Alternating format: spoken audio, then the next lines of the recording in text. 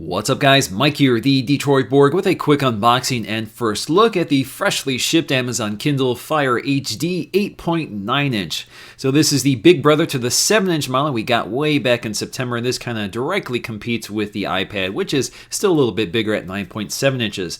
Now the design and features are mostly carried over from the 7-inch, but we do get a larger display and a bumped up processor. So we go from a 1.2 to a 1.5 gigahertz dual-core OMAP processor. Now this is available in two sizes, 16 and 32 gig, for $299 or $369, but that's with special offers. You'll need to pay an extra $15 to avoid ads on your lock screen. You can also grab a 4G LTE version in 32 or 64 gig capacities, which start you off at $499 or $599. So fully loaded, you can pick one of these up for a hefty $614.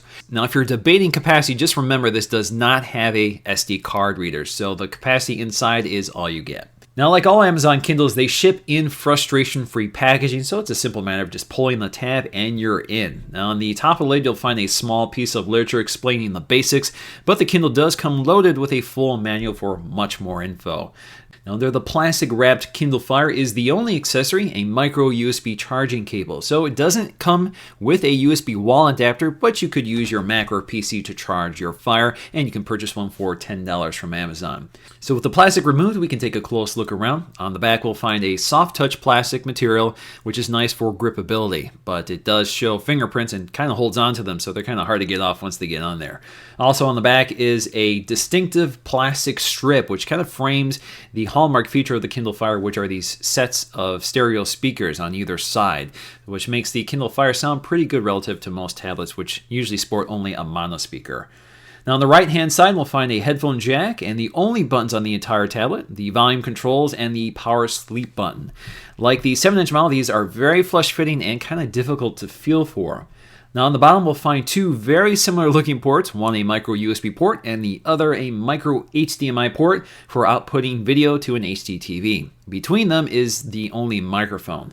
Now on the front, you'll find the only camera on the tablet, a front-facing camera which is capable of recording video at 720p. So this is good for things like Skype or other teleconferencing apps. Now Amazon makes setting up the Kindle very easy. So if you ordered this on Amazon.com, it will already be registered to your Amazon account. So all you have to do is log into your wireless network, pick your time zone, and connect to your Twitter or Facebook accounts if you want. All that information will actually be transferred from your existing Amazon Kindles if you've already set that up.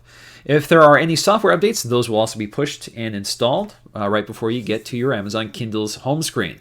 Now, once you're finished, you're good to go. So this means that all of my Amazon purchases and settings are automatically transferred to the new Kindle. Now the display is the big news here. So we have a 1920 by 1200 LCD IPS display with a PPI of 254, which can play back full 1080p video. Now this is right up there with the iPad's 265 PPI. The display does a very good job. It's very sharp and vivid with deep contrast. It looks good off axis, and they've done a good job minimizing glare. The display is also flush to the glass, which further enhances the quality so there's less refraction and distortion.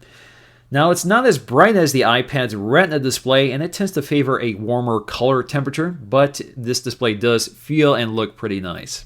The high-res display also means text looks very smooth and sharp with no eye-fatiguing distortion or jagged pixelation. So if you're a heavy reader, this is definitely an important consideration when buying an LCD tablet. Now, the 7-inch model is effectively a scaled-down version of this tablet with less capacity options and no available LTE. The display is smaller but sports a similar PPI and can play back movies at 720p instead of 1080p.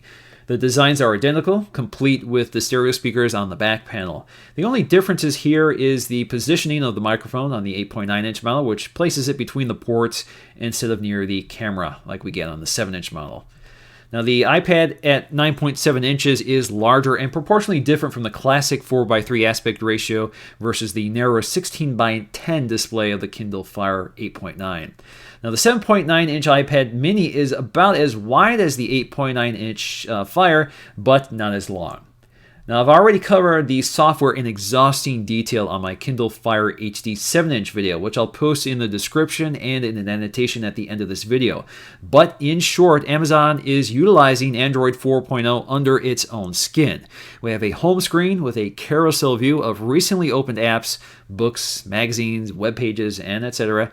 At the top of the display is a list of content categories, such as games, apps, books, music, videos, newsstand, audiobooks, web, photos, and docs. Now, if you click on any one of those, you can explore the content stored locally or on Amazon. So Amazon kind of stores it for you, so you don't have to carry everything with you. You can also jump to the Amazon store to purchase more content. And if you're an Amazon Prime member, you have access to a lot of free content through Amazon, including books, movies, and TV shows. Now, in the lower corner, you also have a favorites menu, which lets you pin items to it so you can quickly access some of your favorite apps from the home screen. We also have a full web browser with tab browsing and bookmarking. That works pretty good. Swiping down from the top of the screen gives you quick access to settings such as screen rotation lock, volume controls, brightness, and more. And all of this works in portrait or landscape view. Now, I will say that the 8.9-inch Fire does seem to perform quicker and smoother than the 7-inch tablet, probably thanks to the bumped-up processor, but I still see some performance issues within some apps, such as when I'm scrolling through a magazine. We still exhibit some of that lagging. Overall, the 8.9-inch version of this tablet has some nice hardware, thanks to that high-quality display and the superb speakers, but it's still a tablet best suited for consumption of Amazon content. The app selection is limited, and the Fire doesn't have features like Siri or Google Now or voice dictation, among many other things now available in Android and iOS. So that's going to do for me in this video, guys. Thanks for watching, and I'll see you again in the next one.